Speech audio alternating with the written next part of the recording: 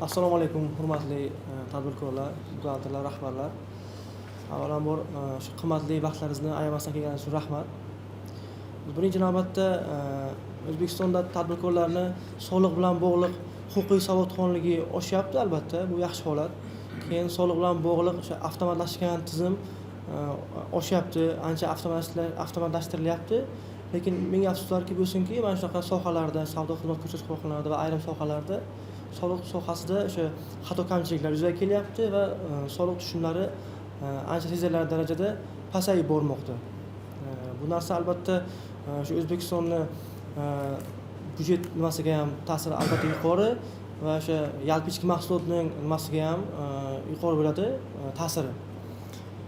Shuningdek, savdo korxonalari, xizmat ko'rsatish korxonalari bu inflyatsiyaga ham ta'siri yuqori bo'ladi bu narsa. Endi hozir amaliyotda bo'layotgan holatlar sayyor sohasida, sayyor soliq tekshiruvlarda, keyin soliq auditi sohasida kamchiliklar talaygani yetarli. Misol uchun aytadigan bo'lsak, nazorat kassa mashinalarida, masalan, kassa mashinasida yoki fakturasida tovarlarning miqdori, soni yoki nomida ancha xatoliklar yuzaga kelyapti.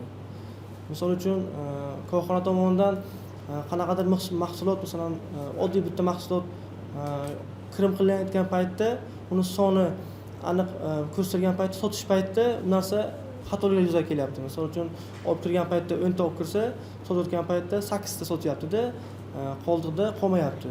Yoki nomida xatolik yuzaga kelyapti.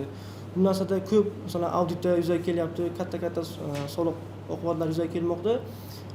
Bu narsani endi buxgalteriya birlamchi hujjatlari bilan qanaqadir bog'liqlik, qanaqadir bir nimalar kam bo'lyapti. Nima deydi?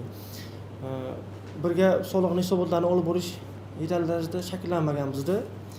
Keyingi asosiy bizning og'irlik nuqtamiz bu tovarlarning qiymati. Yuqorida aytib o'tdilar.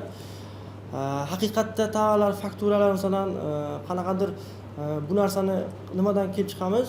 Boshqa korxonalarga sotiladi, masalan, korzinkada o'sha sotilyapti, Angliya Seafood korxonalar sotilyapti, haqiqatda sotilyapti, lekin boshqa korxonalar sotiladi, qanaqadir boshqacha narsa sotiladi bu narsa. Bu narsa, masalan, price listda, masalan, haqiqatdan ham ko'rib turamiz bozorda, masalan, ammo ommaviy axborotlarda ko'ramiz, narxlar juda ham yuqori o'ynayapti. Birlamchi hujjatlar bilan. Masalan, birlamchi hujjatlarda, masalan, 50% ham emas, yuqori 30% gacha narxlar, masalan, nima qilyapti-da, o'ynayapti. Bu narsa, masalan, hozirgi paytda birja miqyosida oladigan bo'lsak, yoki eng bizning yana og'ir nuqtamiz, tovarlar import qilinyapti, bojxona qiymatdan past sotilyapti. 248 Soliq kodeksining 248-moddasiga asosan, 4-bandiga asosan, 5-bandiga asosan bojxona qiymatdan past sotish holatlari kuzatilyapti. Bu narsa qo'shilgan qiymat solig'ini sun'iy hisobga olish yuzaga kelyapti bu narsa. Masalan, borib ko'rilganda, sayyor qilinganda haqiqatan ham tovarlarda, masalan, endi hammasiga aytmaymiz, haqiqatan ham yaxshi korxonalar bor, lekin o'sha bir qaysi korxonalarga tovarlar qoldig'i kam ko'rsatilgan holatlar bo'lyapti. Masalan, balansda uncha ko'p chiqmaydi, lekin faktik buxgalteriya hujjatlarida kirim chiqimlarni tahlil qilinganda ko'payib ketyapti. Bu narsa albatta bu naqd savdo qilish nimasi ko'p bizda. O'zbekiston tadbirkorlarida, savdo sohasida. Keyingi holatlarda yana bittasi tadbirkorlar subyekti 4 ta, 5 ta firma yoki 2 ta, 3 ta firmalarni ochyapti-da, bitta savdo obyektida, masalan, bitta omborxonada, omborxonasi bitta. Misol uchun, masalan, ulgurji, masalan, savdo korxonalarida omborxona bitta holatda, masalan, bo'lib ko'rilganda A korxonaga ham, B korxonaga ham, C korxonasiga ham bitta katta, masalan, skat bo'lsa, qanaqadir uni ajratish o'ziga ham noqulaylik tug'diradi bu narsa. Bu narsa albatta shubha tug'diradi. Shu tovarlarning nomutanosibligida, bu tovarlarning haqiqatan ham yo'qligida shubha tug'diradi. 3 ta korxona 3 ta joydan ro'yxatdan o'tgan. Bittasi masalan Toshkent shaharidan, bittasi qaysidir viloyatdan, bittasi Yirikdan o'tgan. Omborxonasi bitta. Hammasi tovarlar bir xil masalan. Bu narsani o'zida ham noqulaylik yuzaga kelyapti. Soliq oqibatidan qochish riski ham yuqori bo'lmoqda. Keyingi narsa tovarlarning yuk xati bilan bog'liq muammolar juda yuqori. Hozirgi kunda bu dolzarb muammo. Yuk xatida faktura bilan nomutanosibliklar mavjud. masalan yuk xatti logistik sohasida oladigan bo'lsak, masalan tovarlar masalan qanaqadir bitta furada yo bitta vagonda 1 tonna yo 2 tonna 4 tonna sig'sa, u yuk xatti ko'rsatilgan holatlarda 10 tonna ko'rsatib kelmoqda. Bu haqiqatan ham haqiqatda oladigan bo'lsak, bu narsa nomuvofiq, noreal deb tasavvur qilinadi. Bu narsa masalan ancha biz auditda ko'rib kelyapmiz. Masalan avtomashina sotish bilan shug'ullanadigan korxonalarda ham shunaqa.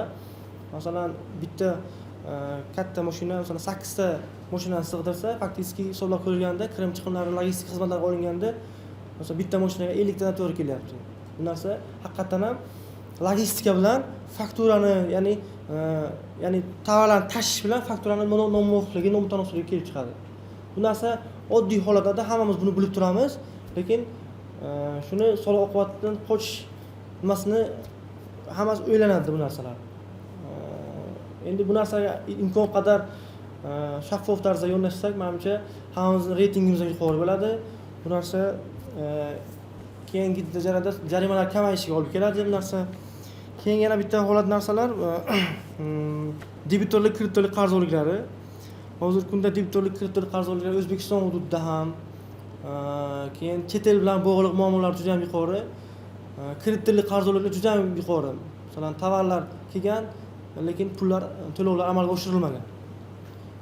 Bu narsa to'lov amalga oshirilmagan degani, endi bu narsa 3 yildan oshib ketadi ba'zida qanaqadir 1 yildan oshib ketadi debitorlik qarzdorliklari. Bu narsalar hammasi naqd pul bilan bog'liq masalalarni shubha tug'dirishi aniqda bu narsalar. Keyin yana hozir yuqorida aytib o'tganlar, transfer narxi bilan bog'liq. Transfer narxda o'zaro aloqador korxonalar mavjud. Masalan, bitta korxona ikkita o'ziga bog'liq bo'lgan firmalarni ochadi.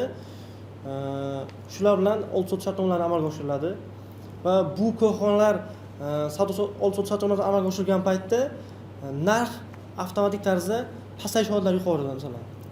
Bu narsada 50%, 30% gacha narxlar pasayadi. Lekin boshqa masalan o'ziniga bog'liq bo'lmagan korxonaga sotilgan paytda narx yuqori. Bu narsani albatta endi hozir soliq kodeksida ko'rsatilgan soliq qo'mitasi tomonidan transfer narxlari bo'yicha soliq nazorati tadbirlari amalga oshiriladi.